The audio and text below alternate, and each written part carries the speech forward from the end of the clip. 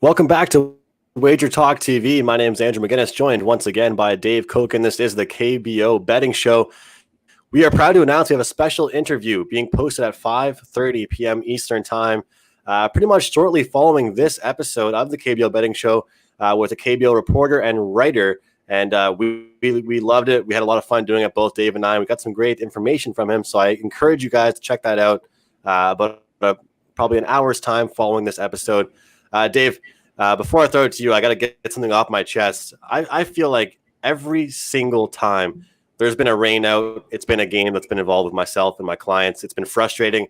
Last night, I was on the late night show with Gabriel Morency, and I was giving out picks. We were chatting and having fun, just talking about golf and UFC and KBO. And I find out the Lotte game gets. I'm itching to see Dan Straley pitch a ball. I mean, it's just frustrating. It sucks to see. We can't control the weather. But other than that, I still ended up catching with the under in the Twins game and the NC Dinos -1.5. So we're still rolling. And I know a similar thing happened to you, as you told us on the show yesterday. You had the under. Yeah, obviously a no play there. But, you glass half full. I think the rainouts, back-to-back rainouts involving Kia and Lotte might set up a pretty good play tonight, which we'll tell you about as we go along. Sounds good. Just before we get started here, just a reminder, Dave is on a 6-1-2 best bet run. I'm on a 12-4-1. All bets run in the KBO, so we're both rolling right now, going pretty good, and fresh slate to go here today, and some good matchups to get into. So we'll start things off in rotation, our order. A little hello to everybody in the chat box tuning in. We appreciate you guys tuning in as usual. LG Twins, SK Wyverns. We're seeing the Twins pretty decent favorites here. What are your thoughts on this one, Dave? Well, I wouldn't be backing LG right now. They're just too short-handed, and it's showing in their offense. They've lost 6 in a row, and 3 of their best 6 hitters are out. Check the injury reports to see when they're available. But right now, this is a very short-handed team. The good news for them is they're going against the Wyverns, who are they finally won a game. But those have been few and far between for a team that's now 13-31. I think I would lean to the home dog in this game, though. The Twins are really struggling right now, and Kelly just hasn't been that good. So in terms of, it's not like I'm picking SK to win the game, but I think LG is too high priced here. Kelly just hasn't been good enough to justify being this much of a favorite, especially considering the lack of offense for the team right now. He did have a very good game against the Wyverns earlier this season. But should be mentioned that Lee, who's pitching for the Wyverns, has worked 8 1/3 innings this year against the Twins and has given up 3 hits and no runs in that stretch. So he's had good success against this lineup. Might be looking at a game that ends up pretty close tonight. Do you have a cat, Dave? Yeah, he's behind the. Hey, Bobo. Okay. Bo, come here, buddy. Might as well bring him on the show. Just wanted to make sure I wasn't here. No, he's a nice old cat. We don't really know how old he is because he was a rescue, but he's somewhere between 15 and 17, and he's a good cat. Awesome. Yeah, no, I agree with you, Dave. I think it's too hefty of a price. I wouldn't be laying that with them. Another great game from Moon from SK. Can't really say anything bad about the outing that he had. But it's something so funny about this Doosan Bears team, though. We saw the runs they were putting up in the first game, and then to go ahead and get shut out like that with with them, it's just you just don't know what you're going to get from them. I was happy to cash an over ticket with them in their first game of the doubleheader. You talk for a minute. I'm going to go get the cat. Hold on. Sounds good. I was happy to end up cashing the over guys in that first game, but it's completely different when you look at one game to the next. And I think we discussed it yesterday on the show, but comparison to the major leagues, it's way different in that doubleheader situational spots. Yeah, okay. There's the cat. There we go. There's my old boy. Camera time. Yeah, good boy. I love it. Okay. Good boy. Okay. Love it. So in this game particularly, I'm actually going to look at the under in this game, under 9.5, but I don't have too strong of leans on it. We both talked about it, and you mentioned Casey Kelly hasn't really reached his apex by any means. It hasn't really been amazing, and the guy that we interviewed, Jiho, he said to us, that they really rely on these foreign pitchers to come in and get the job done, and there is some pressure on them. So I think we will have to see some better outings out of Kelly, and this could be an opportunity here. I'm going to look for an under 9.5 lean for the purposes of the show here. We'll move on. KT Wiz, Hanwha Eagles. Wow. I mean, 9-2, Dave Buchanan. I mean, I was over early. I had a play on the Samsung Lions here, and they got it going, and they didn't really take their foot off the gas pedal. Hats off to the Hanwha Eagles, Dave. Well, Buchanan was terrible in this game, and it's going to be interesting to see what happens with him moving forward, because he's in kind of a difficult situation.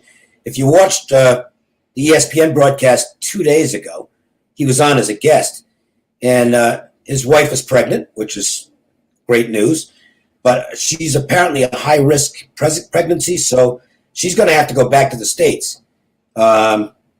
And that's not a great situation for Buchanan, and you wonder if it's a distraction for him. And he certainly was not good at all last night. That doesn't mean he's not going to be good next time out, but he was bad last night. He had no command whatsoever. He was either outside the strike zone or right in the middle. And they put up a 5-spot on him in a hurry, and it just never really got any better for him. And the Eagles had one of their rare, really good games. Their pitcher is Sopal tonight, he's their best guy. He's not having a great season, but it's tough when you feel like you've got to go out there and be perfect every game with a lack of offense that he's had. And the last time he had a game, though, he actually did look pretty good against NC. Yeah, he's been pretty good in 7 of his 9 starts. So it's not like he's been bad. His numbers are fine. They're not spectacular by any means. He gives up a lot of hits, but he doesn't hurt himself with walks, and the metrics are not bad at all. And they're better than So, who has been very ordinary for KT. Now, he did also get smashed by the Eagles in his earlier effort against them. 5 1/3 innings, 9 hits, 8 runs. So you would think the Eagles might be a confident bunch tonight, and you're getting a pretty good price here. It's not the game I used as my featured play, but I think the Eagles might be worth an underdog shot in this game. I would not be on the favorite. Yeah, but to play the contrarian here, I mean, we're still getting a pretty good price fading this Hanwha team, and I'm not going to get too excited about them over, a 1 or 2 game stretch. No. KT put up big numbers yesterday. What was it? 19 runs they scored. They got 10 in the last inning. Team. And yeah, exactly. I mean, it was, definitely inflated, but still, a run is a run, and scoring is scoring. And this is a Hanwha team that could easily not shock me to see them put up a strong effort with a 9-2 win and then get pummeled the next, even with Sopal on the mound. We're seeing a minus 130, 135 against this team. We have discussed countless times on this show how you'd be making money if you were constantly fading the Hanwha Eagles. Well, bettors that are doing that are probably licking their chops here, seeing a minus 135 number to fade this team. But obviously, Sopal on the mound might not be the best opportunity. And we have V. Barry here in the chat saying Hanwha could actually get a 2-game win streak here, maybe isolate Sopal at first 5. I couldn't talk you off that. If your book offers that, if you can get the first 5 number, especially plus a half, definitely wouldn't talk you off that. NC Dinos, Doosan Bears, big matchup here this weekend, Dave. This is a big one. Yeah, this big series. Ones I wish we were able to discuss it tomorrow, or I guess throughout the whole weekend, but we'll be talking tomorrow as well. But yeah, this should be a big series. We're seeing Lee against Park, and Park's actually coming off a decent outing. I mean, this guy looks sharp against the LG Twins. The Doosan Bears coming off a shutout. This is a team that could easily put up 10 runs in one and then come flat in the next game. That's exactly what they did in that doubleheader. And when you went to get your CAD, I was saying to the viewers, doubleheaders are way different in this league than they are in the MLB. The handicapping strategy has to be different, and the way the teams go from one game to the next, it's completely sporadic. I mean, it's hard to really handicap a situational bet based off of first game, looking at what these teams do. I mean, they are completely different teams from one game to the next. And I'm talking especially about a Doosan Bears team that, for a little while wasn't showing much consistency. So we're seeing a relatively pick-em game here, Dave. Who do you like here in this one? I actually think you could get, I'm not going to call it a pitching duel, but I wouldn't be shocked if there's if it's not as high a scoring game as you usually see with the Bears. Doosan obviously has been an over machine on the road, not so much at home. The Dinos sending Lee, he's been ordinary for them. He's had, I would call, 3 okay starts out of 8, which is not very good. He was not effective against the Bears in his previous effort against them. This is Proc's first look at the Dinos. He is off a really good game in just his second start. We'll see how he does with the stage being a lot bigger tonight. My numbers actually point to this under, but I'm not going to play it. And I normally will play my strongest total each day, but I decided to back off it. I don't like the form of Lee, and we'll see what Park does. It's just too small a sample on his numbers to have any real confidence in him. So this is going to be the sit back and watch game for me. If anything, I'd probably lean to taking the home dog in the game. They're playing. I know they finally lost the game, but the Bears are playing really well right now, and the Dinos are a powerhouse. But it's not automatic by any means, and I'm not sure I like them being roughly $1.35 on the road with Lee pitching. Mm-hmm. And they got a guy off the DL as well, and they're like you said, one bad game, one flat spot's not going to make me think they're completely lost their offense at all. And you know what I'm going to look at here, Dave, and I'm sure we've seen in the chat box, and most people can get the first 5 opportunities. I'm going to take the first 5 innings for Doosan plus a half run at minus $1.30.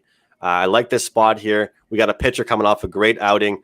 And with certain pitchers like that are just middle class, I think that's where you look at recent form the most. Probably feeling good, coming off a good outing. Now a chance to take on a pretty good team against Lee, a pitcher that hasn't been outstanding by any means. So I think the matchup isn't too out of the frame at all. And Doosan could put up some runs. So I also wouldn't talk anybody off the over, just simply, Dave, based off. First of all, when the history when these two teams have clashed, but the amount of runs that both these teams are allowing right now, when Doosan scores, they also get scored on. That's kind of the way I see it with their games. They haven't really had a high scoring performance where they've shut down a team. So for that reason, I'd look that way. But that's the play I'm going to give out for the podcast here. First 5 innings plus a half or money line, whatever your book can offer you guys. Quick little shout out to Zach Davis, Dan. Zach Davis, a great viewer, always commenting. Appreciate your support. Elliot, Johnny Outlaw, always in here. One Time Sports, V. Barry, everyone checking us out. Mike, I appreciate it. Daniel, of course, as usual. I love when the chat box talks amongst themselves about different games and breaks things down. Samsung Lions, Lotte Giants. Well, I wanted to vent my rage, but I already kind of did on Gabriel Morency's show, and that's kind of the spot to vent your rage with him, as his name is, Sports Rage. I was just upset. You can't control the weather, Dave, but I was just mad because I liked the under that you had, and I did like the Giants, despite the higher price I had to roll with. So now we finally, hopefully, will get a chance to see Dan Straley on the mound. And what we found out yesterday evening is that Dan Straley has had 1.25 runs support per game. It's amazing. In his outings. This is a guy that deserves more support, Dave. He's the second best pitcher in the league right now. And actually, he's in the best form because Koo had a bad game yesterday for his first bad start for the Dinos. And he's got 1 win. Straley's got 1 win. It shows you when you hear sabermetric guys talk about how wins are completely overvalued. Here's the perfect example of it. I mean, Straley literally could be sitting at like 8-1 right now, and instead he's 1-2. But he's arguably got the best numbers in the league. And if you take out his first couple of starts when he was showing a little bit of rust maybe and still getting acclimated to the conditions, he's been absolutely sensational. So there's no way to go against him, in my opinion. You have to lay a pretty good price here. But, I mean, the Giants look like the side. Juan has been he hasn't been bad. And Samsung is probably a little better team, in my opinion, than Lotte, but there is a pitching edge to be had here with Straley. It should be noted, however, that Juan, 5 of his 7 starts have been pretty good, and he had a beauty of a start. Probably his best was against this Giants team where he went 8 innings, 4 hits, 1 unearned run. And no walks, 6 strikeouts in that game. So he'll have confidence against this lineup. This is a game I would have, if it was 9, I'd have played the under. But it came 8.5, and I don't like 8.5s if I can help it. So I did lay off it, but that would be what I'd be looking at here, because given Straley's performances, you would expect a good effort. And based on the fact that he doesn't get any run support, you would expect more of the same tonight in that situation. So I can't argue against anybody who bets the under, even at a tough number. Mm-hmm. Yeah, definitely. DX Filer wasn't trying to ignore you, just didn't see you. So he said everybody got a shout out but me. If anybody knows me, I wasn't purposely going out of my way to ignore anybody. Johnny says, Andrew, why lay the half run in the juice? Just play the first 5 money line into Bears +1. You know what? I think that's preference. You know, Dave might disagree with me on that play, or you might disagree with me. Preferably, just for history for me in this league so far, Johnny, I've had success doing this, you know, because I've actually seen a decent amount of games where it's been tied or scoreless when that first 5 is done, and I come out victorious with a +0.5. And I think the -130 number isn't too bad with a great pitcher on the mound. So that's kind of my 2 cents with that, and I'm willing to play it. Somebody's V Barry here says Straley and Wante should keep things low scoring. You know, we both agree with that. Look, I'm going to go with the same thing that I just said a couple games ago, is that with these younger guys, and I've been on Wante. I've actually bet on him several times this season, but I'm going to go ahead and look at their recent form, very recent form, and take that. People don't realize how big sports are.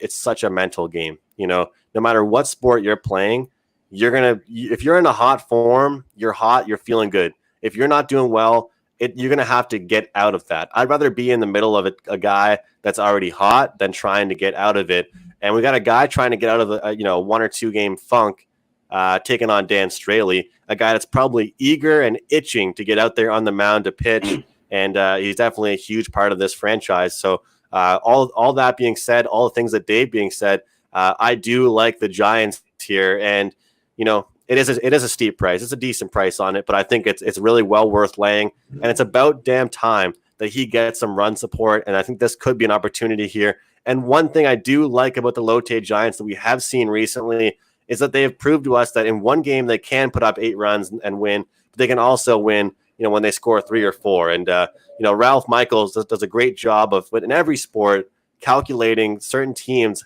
what their win-loss record is when they score X amount of runs, goals, so on and so forth. And this team has been able to do it both. So I think it's a good spot. I'm still going to back Straley and look forward to seeing him on the mound.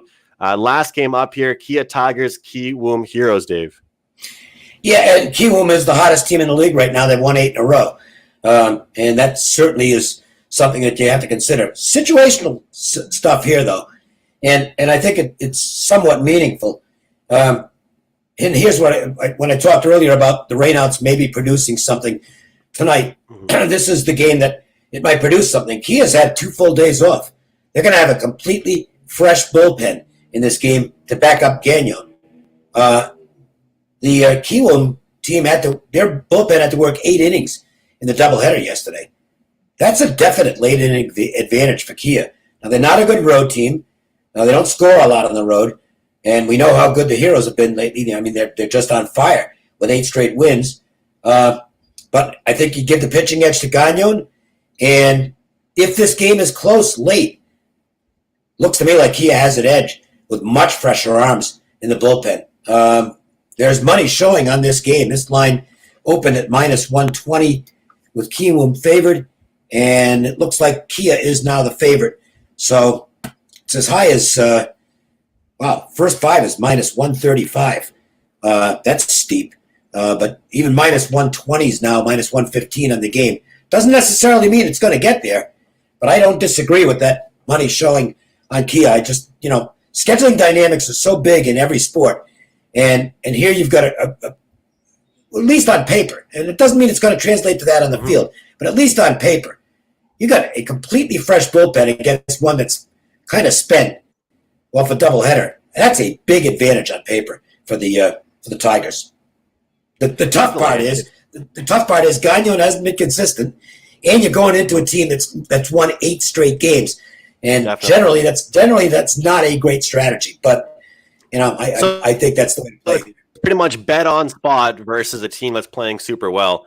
And you know, a lot of times people know me to be isolated in these first fives, but to your point, Dave, I'd actually advise someone to look at the full game for that reason. Yeah. Daniel brings it up as well, just like you. Why isolate the first absolutely. five? Look at the full game. Let the bullpens do the work and keep it fresh. So I agree with you. I know V. Berries just said, give me Kia first five minus half a run. To me, that's, I mean, I hope you win, but I don't think that's a smart bet based on the bullpen usage.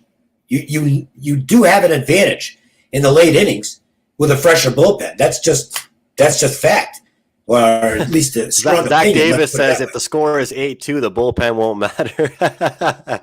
Hey, you know what? There's nothing wrong with having different opinions on this show, and I like it. You know, we got a couple guys in the chat on Kia, a couple guys on the opposite end here with Kiwoom. It should be a great game. You said it to me off air, Dave. It's a great card today. It's a real good card. I mean, I'm a one play a day guy, and mainly, you can call it superstition if you want. It's not really. I've found that when I just zero in on what I think is my best bet on the card, I've been doing very well. When I expand my cards, I haven't done as well. So I'm staying with what works. You've had, and it's been the opposite for you. You're doing really well when you open up the envelope a little bit. So, you know, what works for one person doesn't necessarily work for the other, and vice versa. But to me, you stay with what works. If you find something that's going well, you know, don't try to fix something that's not broken. I agree. It's my favorite part about this industry is that you and I could both have great nights and go 2-0 or 1-0 tonight and be on completely different total sides or different games. And that is the beauty of this industry and of these games and these shows. So once again, guys, is the KBO betting show. Dave and I are both on great runs. You can grab our packages and picks at WagerTalk.com. Once again, we have the interview being posted at 5:30 p.m. Eastern time. Do me a favor, hit the like button on that, comment. Let us know your thoughts. We really enjoyed it and worked pretty hard to get that interview. So thanks again for watching this as usual. We hope we can give you some insight and some winners. Follow Dave on Twitter at Dave Cokin and myself on Twitter at McInnis Picks. Somebody saying, why don't y'all do some NPB baseball? I'll give you a simple reason. We're trying to win at this game. Yeah, I mean, you know, I'm not capable of doing 18 different sports. Okay, I mean, in fact, I'm going to farm out some of the plays that you'll get from me in some other sports will be from staffers that I work with. You know, it's just that's the way it is. To me, if you spread yourself if you spread yourself too thin in terms of your handicapping, unless you're doing it just, you know, snapping the fingers and taking guesses, it's just not enough hours in the day. And you know, that's why I don't do NBA. I don't touch it. I don't like the game particularly, and I'm not that good at it. So I'd rather focus on the things I'm good at. And fortunately, KBO has turned out to be one of those things for the most part. As for the Japanese league, it's a great league, good baseball, but there are a couple of reasons I'm not doing it. One is what I just explained. The other is the games aren't on TV here. And from a business standpoint, stuff that's not on TV doesn't draw a lot of sales. That's why the National Football League is the big seller in the sports service industry, because more people watch that than anything else.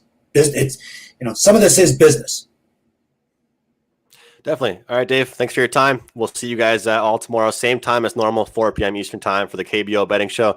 Everyone, best of luck with your wagers. Take care. We'll see you tomorrow.